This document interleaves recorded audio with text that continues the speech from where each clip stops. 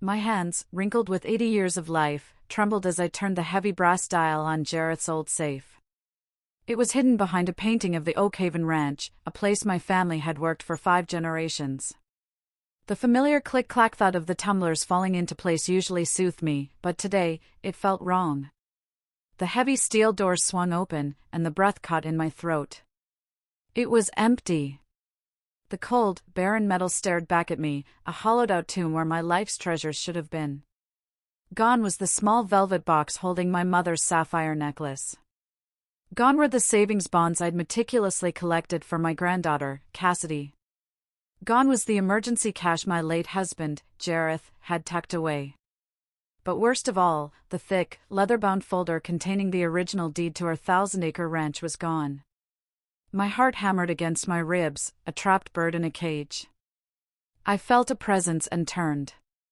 My daughter-in-law, Trina, was leaning against the doorframe, a smoothie in her hand.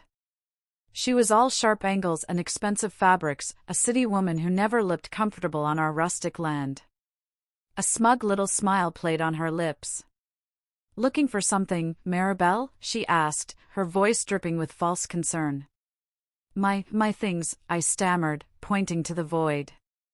"The deed. My mother's necklace. They're all gone." Trina took a long, loud sip of her drink. "Oh, that," she said with a dismissive wave. "Oswin and I took care of all that. We donated everything." I stared, uncomprehending. "Donated?" My voice was a whisper. "Trina, the deed, my heirlooms." She laughed, a short, sharp sound that grated on my nerves. "Honestly, Maribel, you're too old for that stuff anyway. It was just clutter. We're getting the ranch appraised to sell. You'll be much more comfortable in a nice, simple retirement home." The casual cruelty of it, the absolute dismissal of my entire life, should have broken me. I should have screamed, cried, or collapsed. Instead, a strange, cold calm washed over me, the kind of stillness that comes before a blizzard. I looked her dead in the eye, my own gaze as hard as the steel of the empty safe. "You're right," I replied, my voice perfectly level. "I don't need it. But you are going to need a lawyer." The look on her face, the way her smug smile froze and shattered, the color draining from her cheeks, was truly priceless. What do you think Trina said next? The battle had just begun.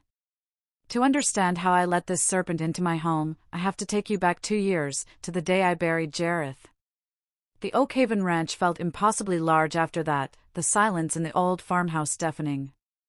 My son, Oswin, grieved beside me, but his work in the city pulled him away. He was lonely, and I was lonely. 6 months later, he brought Trina home. She was a whirlwind of energy, all compliments and dazzling smiles. She seemed to love Oswin fiercely, and for that, I was grateful. "Maribel, you shouldn't be all alone in this huge house," she'd said one Sunday dinner, placing her hand over mine. "It's too much for you to manage. The taxes, the upkeep. Why don't Oswin and I move in? We can take care of everything. We can take care of you." Oswin looked so hopeful, so relieved at the idea. He was a good boy, but he was tired, and Trina was so decisive. I saw a future where my son was happy and my home was full again. It felt like a blessing, a prayer answered. I said yes. I didn't see the calculation in her eyes. I didn't see the hunger. I was an old woman who missed her husband and wanted her son close. I didn't realize I had just unlocked the door and personally invited a fox into the henhouse. The first few months were lovely. Trina cooked, she organized, she bustled. She called me Mom. The changes started slowly, like a creeping vine. First, it was Jareth's old armchair. "It's so worn out, Maribel. Let's get something modern." Then, it was my weekly bridge game with the ladies in town. "You look so tired when you get back, dear. Why don't you rest?" "I'll just tell them you're not feeling up to it." She was so helpful, so considerate, that I didn't even realize she was building a cage around me, one polite suggestion at a time. How do you think Trina started taking control? The next step was the worst. The real takeover began with the mail. Don't you worry your head about these confusing bills, Maribel, Trina said, plucking the stack from my hands. I'm great with numbers. I'll set up automatic payments. We just need to simplify your accounts to make it easier to manage. She put a paper in front of me, a pen in my hand. It's just to give me helper access, so I can pay the electricity and the ranch taxes. Just sign here. I signed. I trusted my son, and my son trusted her. I, a woman who had balanced the books for a 1,000-acre ranch for 50 years, was suddenly deemed too fragile to pay a utility bill. Oswin, buried in his city job, saw only a happy, efficient home. Trina's amazing, isn't she, Mom? She's taken so much off your plate. He didn't see that she hadn't just taken things off my plate, she had taken the plate, the table, and was starting to measure the room for new carpet. My friends stopped calling. Later, I learned Trina had been telling them I was having memory issues and got easily confused and agitated. She isolated me, wrapping me in a blanket of her concern, which felt more and more like a shroud. I felt myself shrinking. I became a guest in my own home, tiptoeing around, careful not to be a bother. My opinion, which Jareth had valued above all others, was now treated as the rambling of a senile old woman. The final humiliation came when I wanted to buy my granddaughter, Cassidy, a savings bond for her birthday, just as I'd done every year. I went to the bank, the local branch where I'd known the manager for 30 years. He looked at me with pity. I'm sorry, Maribel, he said, lowering his voice. Your account was closed. All funds were transferred to a new account. Your daughter-in-law, Trina, is the primary signator. I can't give you access. I stood there, frozen, my checkbook useless in my hand. I was a prisoner in my own home, with no money and no allies. Or so Trina thought. I walked out of that bank feeling a cold fury I hadn't felt in decades. The pity in the manager's eyes was worse than any insult. I was Maribel Shaw, and I would not be treated like a child. Trina had made a critical mistake.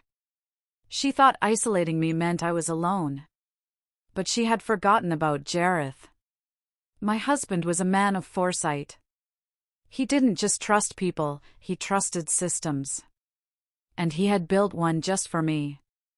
I pretended to go for a walk to check the fences. I went to the old barn, the one place Trina never entered because she hated the smell of hay. Tucked behind a loose stone in the foundation was a small, oilskin-wrapped package. Inside was an old, pay-as-you-go flip phone and a business card. The card read, Lowell Calloway, attorney at law. Jareth's oldest friend and his ranch lawyer. If you ever find yourself in a corner you can't get out of, Jareth had told me, Lowell will know the way. My fingers, stiff with arthritis, fumbled with the small buttons. I dialed the number. Lowell, I said, my voice cracking. It's Maribel. Jareth's Maribel. There was a pause, then his warm, steady voice. Maribel. It's been too long. Is everything all right? I took a deep, shuddering breath. No, Lowell. Everything is wrong. I think my son's wife is trying to steal my ranch. There was no judgment, no disbelief. Just a calm, dangerous quiet. Tell me everything, he said. I stood in the dusty light of the barn, surrounded by the ghosts of Jareth's hard work, and I told him. I told him about the bank accounts, the isolation, the donated heirlooms, and the paper I'd signed. She's got a full power of attorney, doesn't she? Lowell sighed. Maribel, I need you to do exactly as I say. Go back to the house. Be the frail, forgetful woman she thinks you are. We need her to get arrogant. Trina thought she was winning, but she was walking right into our trap. I went back to that house a changed woman. On the outside, I was more frail than ever. I forgot where I put my glasses. I accidentally left the tap running. I asked Trina the same question 3 times in an hour. With every sigh of exasperation, with every condescending pat on my arm, I could see her confidence swell. She and Oswin treated me like a piece of antique furniture they were waiting to dispose of. It was the hardest acting job of my life, but Lowell's words echoed in my head, "Let her get arrogant." "Maribel, you really shouldn't be wandering," Trina would scold, guiding me back to my chair. "What if you fall? We're already looking at some lovely assisted living places for you. You'll have friends your own age." She was so busy managing my decline that she didn't notice I was watching her every move. I watched where she put her laptop bag. I noted the new, expensive briefcase she kept locked. I saw the sleek, professional folders of paperwork she was studying at night. Meanwhile, Lowell was working. He confirmed the helper document I signed was, in fact, an ironclad, durable power of attorney, giving Trina the right to sell property, access accounts, and make medical decisions. She had tricked me. He also put a quiet flag on the Oakhaven Ranch title at the county recorder's office. Any attempt to sell it would now send an immediate, silent alert to his office. One evening, I wandered into the den while Trina was on a phone call. She waved me away, annoyed. "No, the old woman won't be a problem," she snapped into her phone. "She's practically senile. Oswin is on board, he just needs to believe it's for her own good. The closing is set for Friday." I shuffled out, my heart pounding. Friday. That was in 3 days. I had to find out who the buyer was. I had to find that briefcase. Trina was moving fast, but I was about to find the final piece of the puzzle. My chance came the next day. Trina announced she was driving into the city for a spa day, a reward for all her hard work. "Oswin will be home late, so don't try to cook anything, Maribel. Just stay put." The moment her car crunched down the gravel driveway, I was in motion. I went straight to the den. The new briefcase was on the desk, but it was locked with a 3-digit combination. I didn't have time to guess. I ran to Oswin's dresser. Trina was arrogant, but she was also sentimental in a greedy way. I looked for a date. Their anniversary? No. Her birthday? No. Then I saw it, framed on his nightstand, a photo of them at a fundraiser, the date printed on the bottom. 0-8-1-5. I ran back to the briefcase and dialed the numbers. Click. It sprang open. My hands shook as I sifted through the files. It was all there. A sales agreement for the Oakhaven Ranch, listed for a fraction of its worth to a developer called Oakhaven Estates, LLC. I flipped to the LLC's registration documents. The sole proprietor was listed as Trina Shaw. She wasn't just selling the ranch, she was selling it to herself for pennies, so she could resell it to the developer for a massive profit. She was cutting Oswin out, too. But that wasn't the worst of it. Tacked at the bottom was another folder. Bank statements. Not from my account, but from an offshore account in the Cayman Islands. It showed a single transfer, $150,000. It was Jarrett's emergency fund, the cash that had been in the safe. She hadn't donated it. She had stolen it and wired it offshore. I took pictures of every single page with the flip phone Lowell had given me. I had everything. Now it was time to set the stage for the final confrontation. This is where it all comes together. I sent the photos to Lowell. His reply came 2 minutes later. "I have her, Maribel. It's done. Now, we spring the trap. But it has to be your move." I put everything back in the briefcase, exactly as I'd found it, and locked it. I sat in Jarrett's armchair, the one Trina hadn't managed to donate yet, and I waited. I knew what I had to do. I had to force her hand. I had to make her reveal herself, not just to me, but to my son. When Trina returned, smelling of lavender and self-satisfaction, I was sitting in the den. You had a nice day? I asked, my voice steady. She was startled to see me there. Yes, Maribel. Very relaxing. I gestured to the painting of the ranch. I've been thinking about Jareth's safe. There were some things in there I wanted to give Cassidy. A flicker of panic crossed her face, replaced instantly by that pitying smile. Oh, Maribel, don't you remember? We talked about this. That safe was just full of dusty old things. It's all gone. She was lying, but she was sticking to her donation story. This was perfect. She didn't know I'd seen the briefcase. She didn't know I knew about the cash or the LLC. She still thought I was a confused old woman. I'd like to see for myself, I said, standing up. What? Maribel, you don't even remember the combination. Oh, but I do, I said softly. It was our anniversary. I walked to the painting, my heart a steady drum. This was it. The performance of my life. I moved the painting aside. Trina stood in the doorway, her arms crossed, a look of amused irritation on her face, the exact expression she'd have when the trap snapped shut. The moment from the title is here, but now you know the whole story. This was the moment. My fingers, steady now, found the dial. I turned it, the clicks echoing in the tense silence. Click. Clack. Thud. I pulled the heavy door open. I feigned a gasp, looking at the empty metal box. It's empty, I whispered, turning to Trina, my face a mask of frail confusion. You said, but everything?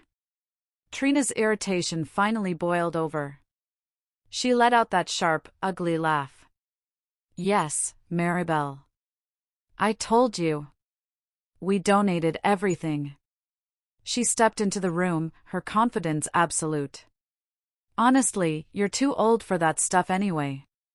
It was just clutter. We're selling the ranch. You'll be much more comfortable in a nice, simple retirement home. She had said the magic words.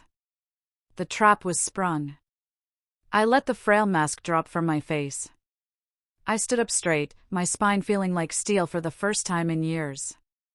The calm that settled over me was absolute. You're right, Trina, I said, my voice clear and strong, echoing in the small room. I don't need it. Her smug smile widened. She thought I was agreeing, giving up. But, I continued, you are going to need a lawyer. Her smile froze, then cracked. Her face went from smug to confused to utterly, beautifully terrified. Her jaw dropped, her perfectly painted lips parted, but no sound came out. That priceless look was everything I had hoped for. What did you say? She stammered, all her sleek confidence gone, replaced by the shaky voice of a common thief who'd just been caught. Just as she opened her mouth to scream, a new voice came from the hallway. Mom? Trina? What's going on? What's this about a lawyer? It was my son, Oswin. He was home early. It's all happening. The final confrontation is here, and Trina is cornered. Oswin looked from my face to Trina's pale, panicked one. Trina, what's wrong? Trina, a cornered animal, lunged. Your mother is crazy. She's threatening me. She's completely lost her mind, Oswin. I told you we needed to get her into a home. Am I, Oswin? I asked, my voice never rising. Or am I just a woman who doesn't like being stolen from? Stolen? Oswin looked bewildered. Mom, what are you? Ask your wife, I said. Ask her about Oakhaven Estates, LLC. The company she created to buy this ranch from herself for pennies.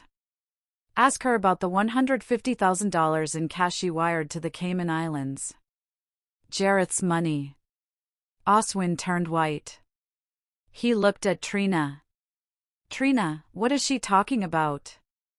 Tell me she's confused. Trina's eyes darted to the door. She's lying. It's all lies. She's senile. Am I? I said. My memory seems perfectly clear. I stepped aside, and from the shadows of the hallway, Lowell Calloway stepped forward, holding Trina's unlocked briefcase. Mrs. Shaw, Lowell said, his voice booming in the den. I believe these are your documents. He dumped the contents onto the desk. The sales agreement. The LLC registration. The offshore bank statements. Oswin stared at the papers, his face crumbling as he recognized Trina's handwriting, her signature. Trina, you did this? He whispered, holding the LLC paper. You put it only in your name? He finally understood. She wasn't just stealing from me. She was stealing from him, too. It was for us, baby. Trina shrieked, her mask of sophistication completely gone. This dump. This old woman. I was doing it for us. By stealing my mother's home? Oswin roared, his grief finally turning to rage. Get out. Oswin, listen. I said, get out. Just then, 2 uniformed sheriff's deputies, called by Lowell an hour earlier, stepped into the doorway. Ma'am, one of them said to Trina. I think you'd better come with us. Trina is gone, but the destruction is done. Can Maribel and Oswin ever heal? Trina's exit was not quiet. But the evidence was overwhelming. The fraudulent power of attorney, the bank statements, the sales agreement, it was an open-and-shut case. Faced with years in prison, she took a plea deal, full restitution of the $150,000 and a long probation. She lost everything. The law, it turned out, doesn't care if you think someone is too old for their stuff. After she was gone, the house was silent again. But this time, it was a broken silence. Oswin sat at the kitchen table for a full day, not speaking. He was a man hollowed out by betrayal and his own crippling weakness. He had let this happen. He had chosen the fox over his own mother. I'm so sorry, Mom, he finally cried, his head in his hands. I believed her. I wanted to believe her. I sat down across from him, my son, my only child. I didn't feel anger anymore. Just a deep, profound sadness. You let her, I said softly. You let her call me crazy. You let her steal my dignity. The money is just paper, Oswin. You let her try to steal my home. He sobbed, a sound that broke my heart. Healing wasn't going to be easy. It wasn't going to be fast. It's been a year since that day. The $150,000 is slowly being paid back into my account, garnished from Trina's wages at some city job. Oswin and we're working on it. He moved out for a while, but now he's back at the ranch. Not as a guest, but as a partner. He's learning the land, the books, the life his father built. He's in therapy. We're in therapy together. We are rebuilding, not just the ranch, but our family, on a new foundation. One built on truth. My mother's sapphire necklace is gone forever, but I have my son back. I have my home. And I have my name. I am Maribel Shaw, and I am not too old for anything. This story is a reminder that strength has no age. If you or someone you know is being disrespected or abused, speak up. Your voice is your power. Share this story if you agree, and don't forget to like and subscribe for more stories. Thank you.